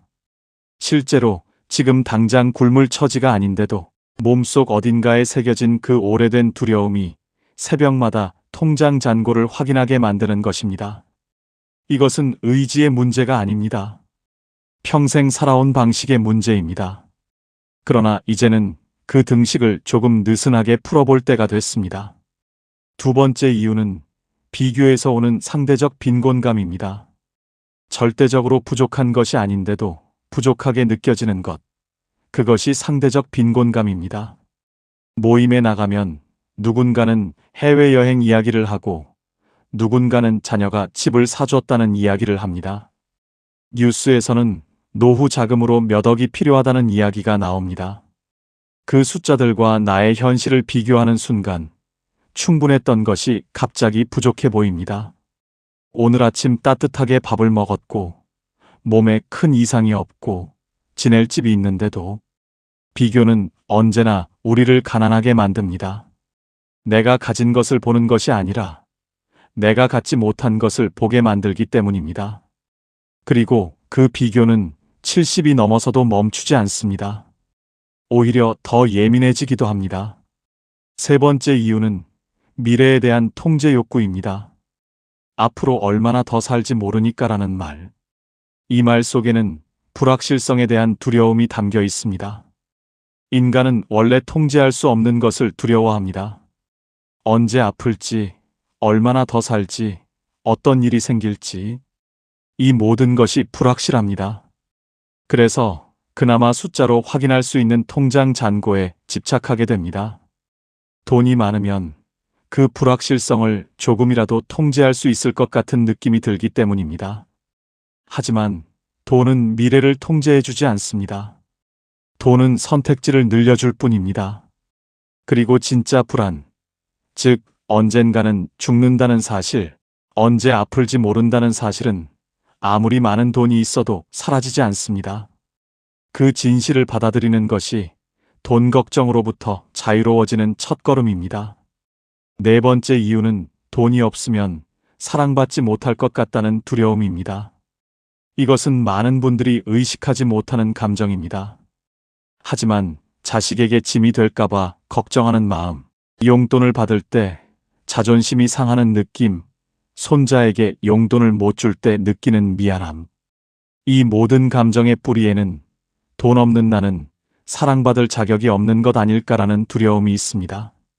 그리고 이것은 우리 세대가 살아온 방식과 깊이 연결되어 있습니다. 주는 것이 사랑이고 베푸는 것이 존재의 증명이었던 시대를 살아왔기 때문입니다. 그런데 이제 더 이상 주기 어려운 나이가 됐을 때 그 역할이 흔들리면서 불안이 커지는 것입니다. 하지만 생각해 보세요. 자식이 여러분을 사랑하는 것은 여러분의 통장 잔고 때문이 아닙니다. 여러분이 여러분이기 때문입니다. 그 사실을 믿는 연습이 필요합니다. 자, 이 네 가지를 하나로 묶으면 이렇게 됩니다. 70 이후 돈 걱정의 본질은 돈이 부족해서가 아니라 돈 없이는 괜찮을 수 없다는 믿음 때문입니다. 그 믿음을 조금씩 바꾸는 것. 그것이 오늘 이야기가 향하는 방향입니다. 그렇다면 돈이 만들어줄 수 없는 것들, 그러나 70 이후의 삶을 진짜로 풍요롭게 만들어주는 것들은 무엇일까요? 지금부터가 오늘 이야기의 핵심입니다. 돈으로 살 수 없는 것 첫 번째, 아침에 일어나고 싶은 이유입니다. 돈이 아무리 많아도 아침에 눈을 뜨는 것이 무겁다면 그 삶은 풍요롭지 않습니다. 반대로 통장에 많지 않아도 오늘 하루 기다리는 것이 있다면 그 사람의 하루는 충분합니다. 기다리는 것이 거창할 필요는 없습니다. 매주 화요일 오전에 같이 걷는 친구, 손자가 다음 주에 온다는 사실, 지금 읽고 있는 소설의 다음 장, 저녁에 보기로 한 드라마 한 편. 이런 작고 소박한 기다림이 아침을 열어줍니다. 루틴이 있는 사람은 돈이 많지 않아도 하루를 살아갑니다. 루틴이 없는 사람은 돈이 많아도 아침이 무겁습니다. 70 이후의 삶에서 가장 먼저 만들어야 할 것은 통장 잔고가 아니라 오늘 하루를 살고 싶게 만드는 작은 이유들입니다. 그 이유들이 쌓이면 삶이 됩니다. 돈으로 살 수 없는 것 두 번째, 나를 있는 그대로 봐주는 한 사람입니다. 돈이 많고 집이 넓어도 아무도 없는 저녁은 춥습니다. 반대로 작은 방 하나에 살아도 진심으로 내 이야기를 들어주는 사람이 한 명 있다면 그 삶은 따뜻합니다. 70 이후의 관계는 숫자가 아니라 깊이입니다. 연락처에 사람이 아무리 많아도 진짜로 전화할 수 있는 사람이 없다면 그것은 외로움입니다. 돈이 있으면 편의를 살 수 있습니다. 맛있는 것을 먹고 좋은 곳에 다닐 수 있습니다. 하지만 새벽에 가슴이 먹먹할 때 전화할 수 있는 사람은 돈이 만들어주지 않습니다. 그것은 평소에 쌓아온 관계가 만들어줍니다. 지금 내 주변에 그런 사람이 한 명이라도 있다면 그것은 어떤 통장 잔고보다 귀한 자산입니다. 충청북도 청주에 사는 76세 오정숙 씨는 남편과 둘이 삽니다. 남편은 3년 전 뇌경색으로 쓰러진 후 반신이 불편합니다. 오정숙 씨가 돌봄을 전담하고 있습니다. 노후 자금이 넉넉하지 않고 딸이 보내주는 작은 돈과 국가지원금으로 생활합니다. 누가 봐도 넉넉하지 않은 처지입니다. 그런데 오정숙 씨는 이렇게 말합니다. 남편이 아침에 눈을 떴을 때 나를 보고 웃어요. 그 웃음이 나한테는 전부예요. 돈 걱정이 없냐면 거짓말이지만 그 웃음 때문에 오늘도 살아요. 이 한마디가 돈으로 살 수 없는 것의 정체를 정확히 보여줍니다. 그 웃음은 돈이 만들어준 것이 아닙니다. 40년 넘게 함께 살아온 세월이 만들어준 것입니다. 돈으로 살 수 없는 것 세 번째, 몸이 허락하는 오늘 하루입니다. 돈으로 좋은 병원에 갈 수 있고 좋은 약을 먹을 수 있습니다. 그것은 사실입니다. 하지만 돈이 건강 그 자체를 살 수는 없습니다. 지금 이 순간 두 발로 걸을 수 있다는 것, 밥을 맛있게 먹을 수 있다는 것, 바람을 느낄 수 있다는 것. 이것들은 돈이 주는 것이 아닙니다. 몸이 주는 것입니다. 그리고 이것이 얼마나 귀한 것인지는 잃어봐야 합니다. 아직 잃지 않았다면 지금 누리고 있는 것입니다. 70이 되면 몸의 고마움을 이전보다 더 자주 느끼게 됩니다. 무릎이 조금 아파도 걸을 수 있다는 것, 눈이 침침해도 이렇게 영상을 볼 수 있다는 것, 그 하나하나가 사실은 대단히 소중한 것들입니다. 오늘 하루 몸이 허락해준 것들에 감사하는 마음, 그것이 돈이 줄 수 없는 풍요입니다. 돈으로 살 수 없는 것 네 번째, 쓸모 있다는 느낌입니다. 앞서 돈 걱정의 이유 중에 돈이 없으면 쓸모 없어지는 것 같다는 두려움이 있다고 말씀드렸습니다. 그런데 흥미로운 것은 실제로 쓸모 있다는 느낌은 돈과 별로 관계가 없다는 것입니다. 복지관에서 어르신들에게 노래를 가르치는 74세 할머니는 강사비를 거의 받지 않습니다. 하지만 수업이 끝나고 어르신들이 박수를 칠 때 그 느낌은 어떤 통장 잔고로도 살 수 없습니다. 손자에게 된장찌개 만드는 법을 가르쳐주는 75세 할아버지는 그 시간에 돈을 받지 않습니다. 하지만 손자가 할아버지 된장찌개가 제일 맛있어요 라고 말할 때 그 뿌듯함은 돈이 만들어주지 않습니다. 쓸모 있다는 느낌은 역할에서 옵니다. 그리고 그 역할은 돈이 많아야 가질 수 있는 것이 아닙니다. 지금 내가 있는 자리에서 지금 내가 가진 것으로 누군가에게 작은 도움이 되는 것, 그것이 쓸모입니다. 돈으로 살 수 없는 것 다섯 번째, 지금 이 순간의 평온입니다. 쇼펜하우어는 이런 말을 남겼습니다. 부는 바닷물과 같아서 마실수록 갈증이 난다고. 돈도 마찬가지입니다. 더 많이 가질수록 더 많이 갖고 싶어집니다. 1억이 있으면 2억이 있으면 좋겠고 2억이 있으면 5억이 있으면 좋겠습니다. 그 끝은 없습니다. 그러나 만족은 외부 조건이 아니라 내면의 결단에서 옵니다. 지금 이 정도면 충분하다는 결단. 그 결단이 평온을 만들어줍니다. 그 결단은 돈이 만들어주지 않습니다. 내가 만들어야 합니다. 지금 이 순간 창밖에 햇살이 들어오고 따뜻한 차 한 잔이 있고 몸에 큰 통증이 없다면 그것이 평온입니다. 그 평온은 통장 잔고와 관계없이 지금 이 순간 내가 선택할 수 있는 것입니다. 이제 두 분의 이야기를 깊이 들어드리겠습니다. 전라남도 순천에 사는 78세 이순례 씨는 평생 남편과 함께 논밭을 일궜습니다. 자녀 셋을 대학까지 보내고 나니 남은 것이 별로 없었습니다. 남편은 68세에 먼저 세상을 떠났고 이순례 씨는 혼자 남았습니다. 딸 셋이 매달 조금씩 돈을 모아 엄마에게 보내줍니다. 처음에는 그것이 너무 자존심이 상했습니다. 평생 주기만 하며 살아왔는데 이제 자식한테 손을 벌리는 신세가 됐다는 생각이 들었습니다. 딸들이 돈을 보낼 때마다 카카오톡으로 엄마 이번 달 입금했어요 라는 메시지가 왔는데 그 메시지를 볼 때마다 마음이 복잡했습니다. 고맙기도 하고 미안하기도 하고 어딘가 모르게 작아지는 느낌이 들었습니다. 그러던 어느 날 둘째 딸이 전화를 해서 이런 말을 했습니다. 엄마, 내가 지금 이렇게 살 수 있는 게 다 엄마 덕분이야. 엄마가 나 낳고 키우느라 얼마나 힘들었어. 이 돈은 용돈이 아니라 내가 엄마한테 드리는 감사예요. 이순례 씨는 그 말을 듣고 한참을 울었습니다. 그냥 눈물이 났습니다. 그리고 생각이 바뀌었습니다. 내가 받는 것이 아니라 내가 심은 것을 거두는 것이라는 생각.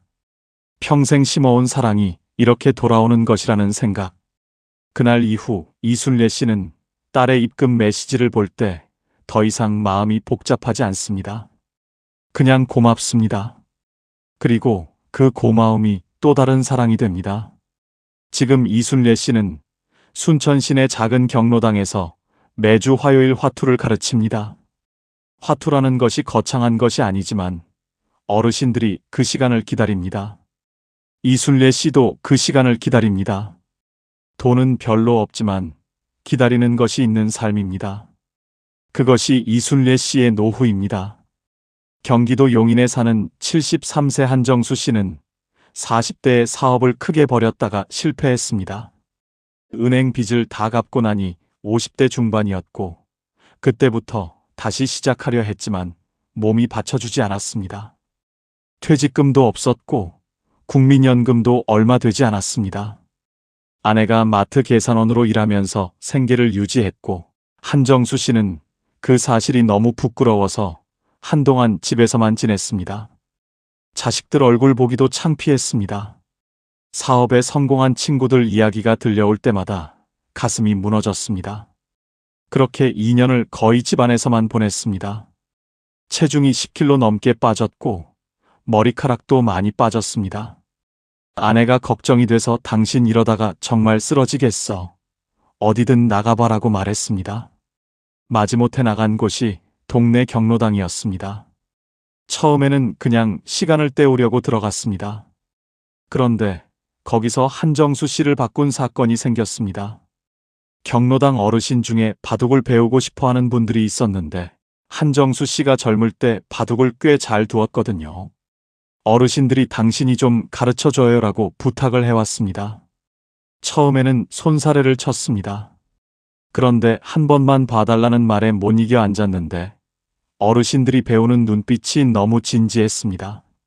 수업이 끝나고 정수 씨 덕분에 오늘 진짜 재밌었어요 라는 말을 들었을 때 한정수 씨는 오랜만에 어깨가 펴지는 느낌이 들었습니다. 그 다음 주에 또 나갔습니다. 그 다음 주에도 나갔습니다. 한정수 씨는 이렇게 말합니다. 내가 가진 게 없다고 생각했어요. 돈도 없고 직함도 없고 내세울 것도 없다고. 그런데 바둑 하나로 사람들이 나를 기다려요. 그게 얼마나 큰 건지 몰랐어요. 지금 한정수 씨는 일주일에 3번 경로당에 나갑니다. 국민연금이 적고 아내가 아직도 일을 하고 있습니다. 노후 자금은 여전히 부족합니다. 그러나 한정수 씨의 눈빛은 2년 전과 완전히 다릅니다. 기다리는 것이 있는 사람의 눈빛입니다. 이제 마무리를 향해 가겠습니다. 통장 잔고보다 오늘 잔고가 중요합니다. 오늘 잔고란 무엇일까요? 오늘 감사한 것이 하나라도 있었는가? 오늘 웃은 순간이 한 번이라도 있었는가? 오늘 기다리는 것이 하나라도 있는가? 오늘 누군가에게 작은 도움이 됐는가? 이것들이 오늘의 잔고입니다. 이 잔고는 은행에서 확인할 수 없습니다. 하지만 이 잔고가 쌓이면 삶이 됩니다. 그리고 이 잔고는 돈이 많아야 채울 수 있는 것이 아닙니다. 지금 이 순간 어디에 있든 얼마를 가졌든 채울 수 있습니다. 돈은 삶의 도구입니다. 삶의 목적이 아닙니다. 이 문장이 쉽게 들릴 수 있습니다. 하지만 실제로 이것을 믿는 것은 쉽지 않습니다. 평생 돈을 위해 일했고 돈 때문에 포기했고 돈 때문에 버텼습니다. 그 삶에서 돈은 언제나 중심이었습니다. 그 습관이 하루아침에 바뀌지 않습니다. 하지만 조금씩 바꿀 수 있습니다. 오늘 새벽에 잠이 깨서 통장 잔고를 확인하고 싶을 때 대신 이것을 한번 생각해 보세요. 오늘 나는 무엇이 기다려지는가? 그 질문 하나가 불안을 조금 다른 방향으로 돌려줄 수 있습니다. 지금 당신이 가진 것을 한번 세어보세요. 통장 잔고 말고 진짜로 가진 것들을. 오늘 아침 먹은 따뜻한 밥, 지금 앉아있는 자리, 창문으로 들어오는 빛, 이 영상을 볼 수 있는 눈과 들을 수 있는 귀, 당신을 생각하는 사람이 세상 어딘가에 있다는 사실. 이것들은 돈이 만들어준 것이 아닙니다. 그러나 이것들이 없다면 어떤 돈도 의미가 없습니다. 당신은 지금 이 순간 생각보다 훨씬 많은 것을 가지고 있습니다. 단지 그것들이 통장에 찍히지 않을 뿐입니다. 그리고 지금 이 질문을 드립니다. 오늘 돈 없이도 좋았던 순간이 있었습니까? 아침 햇살이 따뜻하게 느껴진 순간, 누군가와 나눈 짧은 대화가 기분 좋았던 순간, 오랜만에 먹은 음식이 맛있었던 순간, 별 이유 없이 마음이 잠깐 가벼워진 순간. 그런 순간이 오늘 하루에 하나라도 있었다면 오늘은 풍요로운 하루입니다. 그것이 보이기 시작하면 삶이 조금씩 달라집니다. 불안이 완전히 사라지지는 않습니다. 하지만 불안보다 감사가 조금 더 커지는 날들이 늘어납니다. 그 날들이 모이면 노후가 됩니다. 돈이 만들어주는 노후가 아니라 내가 만들어가는 노후. 당신의 노후는 통장이 아니라 당신의 하루가 만들어갑니다. 이 말을 오늘 하루 한 번만 기억해 주세요. 내일 아침 눈이 떠지면 통장 앱 대신 오늘 기다리는 것 하나를 먼저 떠올려 보세요. 아주 작은 것이어도 됩니다. 오늘 점심에 먹을 것, 오후에 걷기로 한 공원, 저녁에 볼 드라마 한 편. 그 작은 기다림이 하루를 열어줍니다. 그 하루들이 쌓이면 당신의 황금 노후가 됩니다. 이제는 애쓰지 않아도 됩니다. 더 많이 가지려 하지 않아도 됩니다. 지금 가진 것으로 충분히 오늘을 살 수 있습니다. 당신은 이미 충분히 잘 살아오셨습니다. 그리고 지금도 충분히 잘 살고 있습니다. 오늘도 이 영상을 끝까지 봐주셔서 감사합니다. 황금 노후는 여러분을 평생 응원하겠습니다. 감사합니다. 여러분, 이런 질문 받아보셨나요? 70세쯤 되면 많은 분들이 이런 말을 듣습니다. 이제 좀 놀면서 인생을 즐기세요. 고생 많으셨잖아요. 처음엔 그 말이 얼마나 따뜻하게 들리는지 모릅니다. 평생 일하고 자녀를 키우고 힘든 상황을 참아온 분들에게 쉬어도 된다는 말은 선물처럼 느껴집니다. 그런데요, 그 선물을 받고 나서 1년, 2년이 지났을 때 이런 순간이 오지는 않으셨습니까? 아침에 눈을 떴는데 오늘 뭘 해야 하는지 모르겠고 밥을 먹어도 맛이 없습니다. 전화를 하자니 미안하고 그냥 누워있다 보면 어느새 저녁이 됩니다. 텔레비전을 켜도 눈에 들어오지 않습니다. 창밖을 보다가 아무 이유도 없이 눈물이 납니다. 순간 화들짝 놀라서 내가 왜 이러나 싶어 얼른 고개를 돌리셨던 적이 있으십니까? 그게 이상한 것이 아닙니다. 쉬어도 된다는 말이 사실은 멈춰도 된다는 말이 아니기 때문입니다. 사람은 멈추면 무너집니다. 그것은 몸보다 마음이 먼저입니다. 그리고 그 무너짐은 아주 조용히 아무도 모르게 시작됩니다. 노년의 우울증은 정말 위험합니다. 국내 보건 자료에 따르면 70대 이상 노년층의 약 20에서 30%가 우울 증상을 경험하고 있으며 홀로 사는 어르신의 경우 그 비율은 40%에 가깝습니다. 10명 중에 4명이나 됩니다. 나이가 들수록 몸의 불편함과 소중한 것들과의 이별이 켜켜이 쌓이고 마음의 균형은 소리 없이 조금씩 기울어집니다. 사회적으로 고립감을 느끼는 어르신은 그렇지 않은 분들보다 우울증 위험이 최대 2배까지 높아진다는 연구 결과도 있습니다. 그런데 이 숫자들이 진정 무겁게 느껴지는 이유는 그것이 단순한 데이터가 아니기 때문입니다. 지금 이 순간에도 누군가는 아무에게도 말하지 못한 채 조용히 혼자 무너지고 있습니다. 이 침묵 속의 고통을 우리는 과연 그냥 지나쳐도 되는 걸까요? 오늘 이 이야기는 바로 그 조용한 무너짐을 막는 이야기입니다. 70세 이후의 삶은 이미 결정된 것이 아닙니다. 오히려 70세에서 75세 사이 이 5년 동안 어떻게 사느냐에 따라 여러분의 남은 인생이 완전히 달라집니다. 어떤 분은 이 시기에 삶이 다시 살아나고 어떤 분은 조용히 무너져 내립니다. 그 차이가 절대 돈에서 오지 않습니다. 자식에서도 오지 않습니다. 아주 사소한 선택 하나, 오늘 하루를 어떻게 보내느냐에서 시작됩니다. 지금 혹시 하루가 지루하고 너무 길게 느껴지시는 분이 계십니까? 예전보다 웃는 일이 줄어든 것 같으신가요? 그렇다면 오늘 이 이야기는 여러분을 위한 것입니다. 끝까지 함께 그 해답을 파헤쳐 보겠습니다. 70세는 노후의 봄입니다. 이 시기에 어떤 뿌리를 내리느냐가 80대, 90대의 폭풍을 버티게 합니다.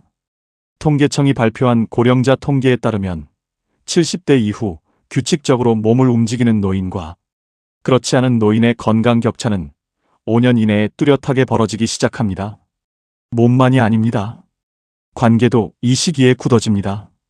70세 이후에 새로운 사람을 만나기 시작한 분들은 이후에도 계속 새로운 인연이 이어집니다. 반대로 이 시기에 집안에서만 지내기 시작한 분들은 점점 고립이 깊어집니다. 마음가짐도 이 시기에 자리를 잡습니다. 아침에 일어나서 내가 무언가를 선택하느냐 아니면 그냥 흘러가느냐? 그 습관이 한번 굳어지면 바꾸기가 쉽지 않습니다. 그래서 이 5년이 중요합니다.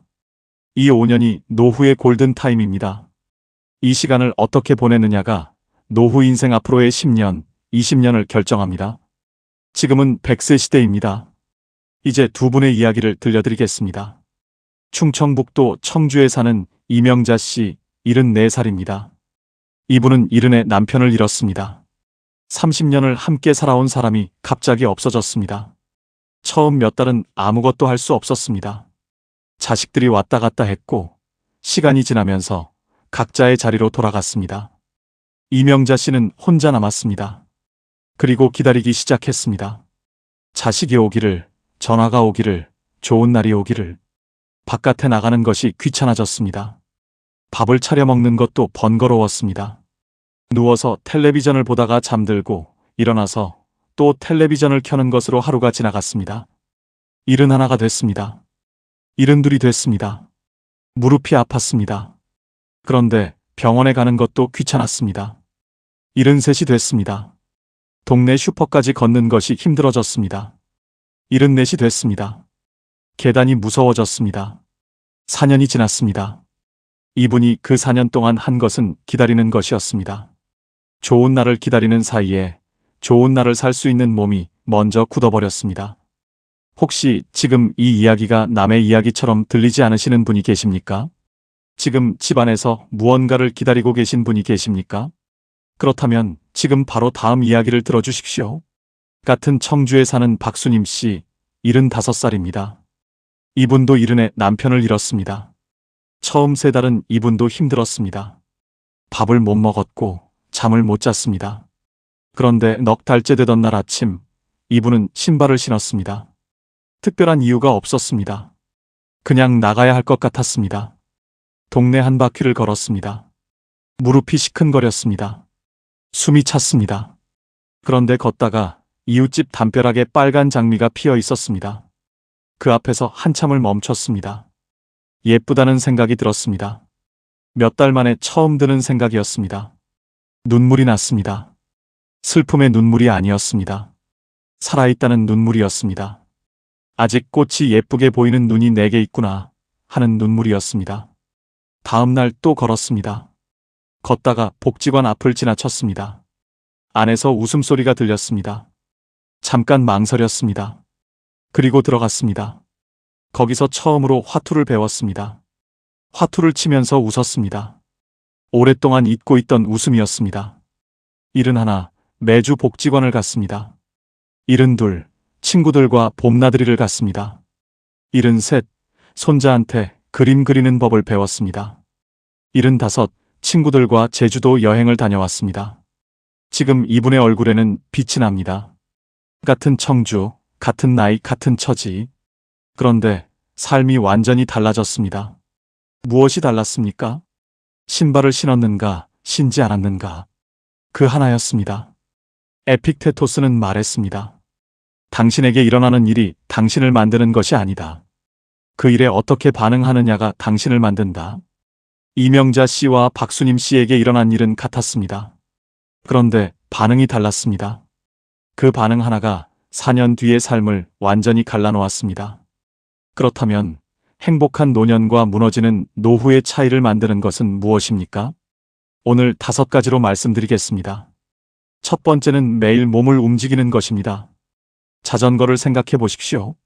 자전거는 달릴 때 쓰러지지 않습니다. 페달을 밟고 앞으로 나아갈 때 균형을 잡습니다. 그런데 멈추는 순간 넘어집니다. 우리 몸도 꼭 이렇습니다. 움직일 때 살아납니다. 멈추면 굳습니다. 세계보건기구가 권고하는 65세 이상 노인의 신체 활동은 하루 20분 남짓의 가벼운 걷기입니다. 헬스장이 아닙니다.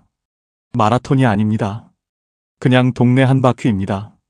그 20분이 만성질환의 위험을 낮추고 우울증을 막고 수면의 질을 올립니다. 그런데 그보다 더 중요한 것이 있습니다. 그 20분 동안 만나는 것들입니다. 담벼락의 꽃, 이웃의 얼굴, 계절의 냄새. 박수님 씨가 걷다가 멈춘 빨간 장미가 그 시작이었습니다. 그 꽃 하나가 이분의 남은 5년을 바꿨습니다. 충남 아산에 사는 김분희 씨, 올해 73입니다. 이분도 걷기를 시작하면서 달라진 분입니다. 평생 가족을 위해 살았습니다. 꽃을 좋아했지만 꽃을 산 적이 없었습니다. 가족 밥상에 쓸 돈도 모자랐고 나를 위해 돈을 쓰는 것이 사치처럼 느껴졌습니다. 어느 봄날 걷다가 꽃집 앞에 멈췄습니다. 노란 프리지어가 한 다발 놓여 있었습니다. 향이 코끝에 닿았습니다. 이분은 지갑을 열었습니다. 5,000원짜리 꽃 한 다발을 샀습니다. 태어나서 처음으로 자신을 위해 꽃을 산 것이었습니다. 집에 돌아와 꽃병에 꽂고 식탁 위에 올려놨습니다. 그리고 그 앞에 앉아서 한참을 울었습니다. 왜 우는지 몰랐습니다. 그냥 눈물이 났습니다. 나중에 이분은 말했습니다. 그게 서러움이었는지 고마움이었는지 지금도 모르겠어요. 그냥 그 꽃이 너무 예뻐서 이걸 이제야 샀다는 것이 이상하게 마음이 복잡했어요. 그날 이후 이분은 일주일에 한 번 꽃을 삽니다. 5,000원짜리도 좋고 3,000원짜리도 좋습니다. 식탁 위에 꽃이 있는 아침이 전과 다릅니다. 꽃을 보면서 밥을 먹는 것이 이분에게는 지금 하루 중 가장 좋은 순간입니다. 몸을 움직이다 보면 이런 순간들을 만납니다. 장미도 만나고 프리지어도 만나고 이웃도 만납니다. 그 만남들이 조금씩 쌓여 하루를 바꾸고 하루가 쌓여 한 달을 바꾸고 그 한 달들이 모여 남은 인생을 바꿉니다. 두 번째는 사람을 만나는 것입니다. 서울대 노화고령사회연구소가 발표한 연구에서 이런 결과가 나왔습니다. 정기적으로 사회활동에 참여하는 노인은 그렇지 않은 노인에 비해 우울감이 40% 낮게 나타났습니다. 40%입니다. 약이 아닙니다. 병원이 아닙니다. 사람을 만나는 것 하나로 40%입니다. 그런데 많은 분들이 이렇게 말씀하십니다. 나이 들어서 새로운 사람을 사귀는 것이 어렵다고. 처음 가는 곳이 낯설다고. 맞습니다. 처음은 낯섭니다. 그런데 씨앗을 생각해 보십시오. 씨앗을 처음 심을 때 흙이 딱딱합니다. 삽을 꽂기가 힘듭니다. 그런데 한 번 심고 나면 싹이 납니다. 두 번째는 조금 쉽습니다. 세 번째는 더 쉽습니다. 사람을 만나는 것도 꼭 이렇습니다. 처음 복지관 문을 여는 것이 가장 어렵습니다. 2번 가면 얼굴이 보입니다. 3번 가면 이름을 압니다. 이름을 아는 사람이 생기는 순간 하루가 달라집니다. 하버드 의과대학이 724명의 삶을 85년에 걸쳐 추적한 연구가 있습니다. 이 연구의 결론은 단 하나였습니다. 노년의 행복과 건강을 결정하는 가장 강력한 요인은 따뜻한 인간관계라고. 돈이 아니었습니다. 명예가 아니었습니다. 나를 알아봐주는 사람, 내 이름을 불러주는 사람, 오늘 어떻게 지냈냐고 물어봐주는 사람. 그 사람이 있느냐 없느냐가 노년의 행복을 결정했습니다. 복지관이든 경로당이든 문화센터든 동네 공원이든 사람이 있는 곳으로 가십시오. 그곳에 여러분을 기다리는 인연이 있습니다. 세 번째는 작은 것을 배우는 것입니다. 괴테는 87세에 파우스트를 완성했습니다. 평생을 써온 작품의 마지막 장을 87에 마무리했습니다. 그는 말했습니다. 인간은 노력하는 한 방황한다. 그러나 그 방황이 곧 전진이다. 배운다는 것은 거창한 것이 아닙니다. 스마트폰으로 사진 찍는 법을 배우는 것도 좋습니다. 노래 교실에 나가는 것도 좋습니다. 처음으로 혼자 버스를 타고 낯선 동네에 가보는 것도 좋습니다.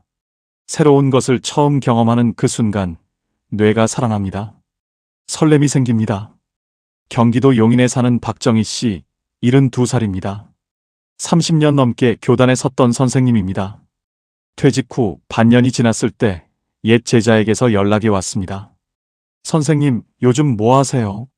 그 질문 앞에서 이분은 잠깐 멈췄습니다. 답이 없었습니다. 그냥 있어요. 그 말이 이분에게 충격이었습니다. 30년을 교단에서 살았던 사람이 반년이 지난 뒤에 아무 답도 없다는 것이. 그날 밤 이분은 오래 생각했습니다. 그리고 다음날 아침 걷기를 시작했습니다. 2달이 지나자 수채화 수업을 등록했습니다. 젊을 때부터 배우고 싶었던 것이었습니다. 항상 나중에 하자고 미뤄왔던 것이었습니다. 첫 수업날 팔레트 앞에 앉았을 때 가슴이 뛰었습니다. 설렘이었습니다. 이 나이에 설렘이 있다는 것이 새삼스러웠습니다. 지금 이분은 매주 화요일 오전이 기다려집니다. 아들이 가끔 전화해서 말합니다. 엄마, 요즘 많이 바빠 보여요. 그 말이 이분에게 가장 큰 칭찬입니다. 바쁜 엄마. 퇴직 후 반년 동안 없었던 말이었습니다. 네 번째는 내 삶의 키를 내가 잡는 것입니다. 배를 생각해 보십시오. 배는 바람이 어디서 불어도 키를 잡은 사람이 방향을 정합니다. 순풍이 불어도 역풍이 불어도 키를 잡은 사람이 있어야 배가 원하는 곳으로 갑니다. 그런데 키를 내려놓으면 어떻게 됩니까? 배는 바람 부는 대로 흘러갑니다. 경상북도 안동에 사는 최봉수 씨, 78살입니다. 이분은 이른에 자식들이 이제 쉬라고 했습니다. 아버지, 이제 우리가 부양할게요. 이분은 정말 쉬었습니다. 처음에는 편했습니다.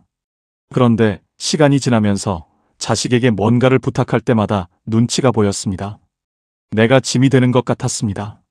전에는 내가 무언가를 할 수 있는 사람이었는데 이제는 아무것도 할 수 없는 사람이 된 것 같았습니다. 75이 됐을 때 거울을 보다가 눈물이 났습니다. 아무 이유도 없이. 78 어느 날 밤 이분은 이런 생각이 들었다고 합니다. 내 남은 시간에 내가 한 것이 아무것도 없구나. 그때 정약용 선생의 말씀이 떠오릅니다. 하루를 헛되이 보내는 것은 하루를 잃는 것이 아니라 삶 전체를 조금씩 잃는 것이다. 최봉수 씨는 이른에 키를 내려놓았습니다. 그리고 8년 동안 바람 부는 대로 흘러갔습니다. 자식이 부양해준다고 해서 내 삶의 키를 내려놓으면 안 됩니다. 내 밥상을 내가 차리고 내 하루를 내가 시작하고 내 외출을 내가 결정하는 것. 그것이 작은 것처럼 보이지만 사실은 내 삶의 존엄을 지키는 일입니다. 부모가 자신의 삶을 당당하게 살아갈 때 자식도 죄책감 없이 자신의 삶을 살 수 있습니다. 부모가 빛나면 자식도 편안해집니다. 그것이 자식을 위한 가장 깊은 사랑이기도 합니다. 5번째는 오늘 하루에서 작은 것을 발견하는 것입니다. 박수님 씨가 담벼락 앞에서 멈췄던 그 빨간 장미, 김분희 씨가 식탁 위에 올려놓은 노란 프리지아, 그것이 이분들의 삶을 바꿨습니다. 오늘 아침 밥이 따뜻했다는 것, 오늘 하늘이 맑았다는 것, 오늘 전화할 수 있는 사람이 한 명 있다는 것. 그 작은 것들을 보는 눈이 열리면 하루가 달라집니다. 안경 렌즈를 바꾸는 것처럼 같은 세상이 다르게 보이기 시작합니다. 이것이 사치처럼 느껴지신다면 이렇게 생각해 보십시오. 평생 가족과 남을 위해 살아오셨습니다. 이제는 오늘 하루의 작은 아름다움을 내가 먼저 알아채는 것. 그것이 여러분이 오랫동안 받았어야 했던 것입니다. 오늘 살아있다는 것 하나로 충분합니다. 이 5가지가 결국 하나로 모입니다. 70세 이후의 삶은 환경이 만드는 것이 아니라 선택이 만든다는 것입니다. 이명자 씨와 박수님 씨에게 주어진 환경은 같았습니다. 그런데 선택이 달랐습니다.